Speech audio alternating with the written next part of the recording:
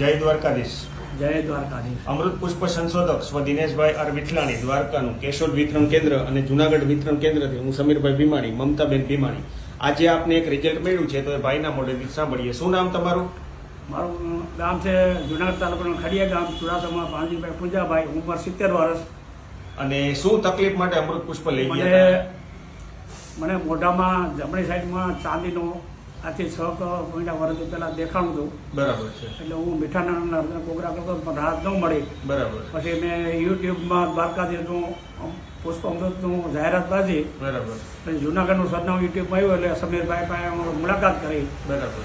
ત્યાંથી મને એક બોટલ આપી, બીજી બોટલમાં 1.5 મહિનાની અંદર મને સંપૂર્ણ રાહત થઈ ગઈ છે. દુખાવો મટી ગયો છે. ટૂંકમાં 6 મહિના જૂની ચાંદી હતી. હા, આપણે 2 બોટલનો કોર્સ પૂરો થયો.